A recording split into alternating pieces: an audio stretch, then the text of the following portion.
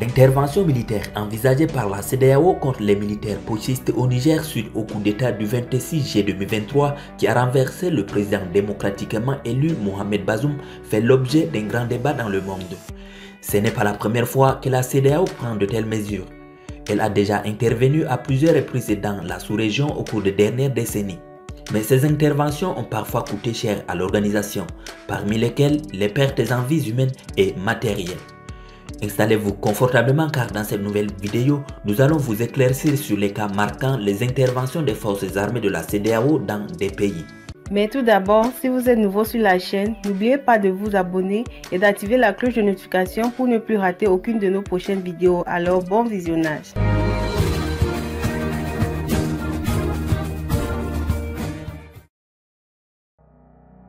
Tout commence lorsqu'en 1964, le président du Libéria à l'époque, William Tubman, propose une union économique de l'Afrique de l'Ouest qui a abouti à un accord signé en 1965 par la Côte d'Ivoire, la Guinée, le Libéria et la Sierra Leone. Cependant, ces initiatives n'ont produit aucun résultat concret et ce n'est qu'en 1972, lorsque le chef de l'État du Nigeria, le général Yakubu Gowon et son homologue togolais Yasimbe Iyadema ont entrepris une tournée dans la sous-région pour promouvoir l'idée de l'intégration.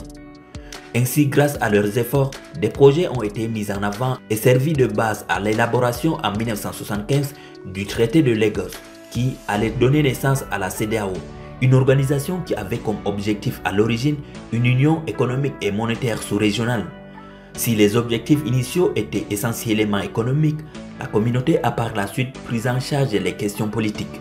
La multiplication des crises politiques en Afrique de l'Ouest a poussé la CEDEAO à élargir considérablement ses champs de compétences. C'est en 1990, après le début de la guerre civile au Libéria, qu'est créée les Comores, la force armée de la CEDEAO. Une force qui a pour objectif la supervision des cessez-le-feu, le maintien de la paix à l'instar des casques bleus des Nations Unies, le déploiement préventif dans des zones en conflit, ou encore le désarmement des forces armées non régulières. Dès sa création, les Comores est dirigé par le Nigeria qui fournit aussi la majeure partie des effectifs et des financements. Alors qu'elle comptait quelques centaines d'hommes au moment de sa création, les effectifs de les Comores comptent plus de 20 000 soldats aujourd'hui. Les casques blancs de les Comores, comme on les appelle, sont donc déjà intervenus à plusieurs reprises dans la sous-région au cours des dernières décennies. Le 7 août 1990, quelques États membres de la CEDEAO se mettent d'accord sur l'envoi des forces d'interposition au Libéria où se déroule une guerre civile depuis décembre 1989 contre le régime de Samuel Doe. Cette première intervention ne se fait pas sans critique. Les populations accusent les soldats, surtout nigérians, de pillage, de viol et de meurtre.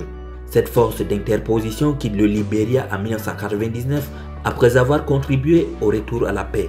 Même si elle a été accusée de partialité et de violence contre la population civile et perdu plusieurs centaines d'hommes. D'ailleurs, elle est déployée en Sierra Leone en 1997 avant l'arrivée des troupes onusiennes dans ce pays ravagé lui aussi par une guerre civile meurtrière.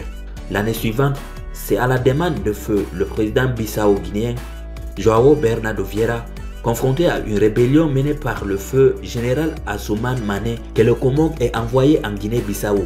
Ansoumana Mané était un soldat de la Guinée-Bissau et homme d'État qui a mené un soulèvement le 7 juin 1998 contre le gouvernement du président João Bernardo Vieira, ce qui a provoqué une brève mais sanglante guerre civile. Les Comores est ensuite déployé en Côte d'Ivoire. Les accords de Marcoussis signés en janvier 2003 prévoyaient que les casques blancs soient placés entre les belligérants pour éviter une reprise du conflit. Les soldats de les Comores sont intégrés l'année suivante à l'ONU-CI, l'opération des Nations Unies en Côte d'Ivoire. L'intervention militaire en Gambie, baptisée Opération Restore Démocratie, depuis le 19 janvier 2003 est menée par les Comores afin de forcer Yahya Jammeh à céder le pouvoir à Adama Barrow, élu lors de l'élection présidentielle gambienne le 1er décembre 2016. En effet, lors des résultats, Jammeh avait accepté la victoire de Barrow et l'avait même félicité. Cependant, Yahya Jammeh a contesté les résultats à partir du 9 décembre 2016 et a refusé de céder le pouvoir. Un responsable de la CEDEAO a affirmé qu'environ 7000 hommes au total seraient mobilisés par les 5 pays engagés. Elles ont avancé sans rencontrer de résistance de la part de l'armée ni de la police gambienne. Des avions de combat nigérians ont mené dans la journée des missions de reconnaissance au-dessus du pays. Le Nigeria a aussi déployé son navire de guerre, le plus récent dénommé NS Unity, en prélude à une éventuelle intervention militaire en Gambie. Alors, malgré ces nombreuses interventions et réussites, cette force militaire connaît des lacunes faute de stratégie, de moyens et de ressources humaines.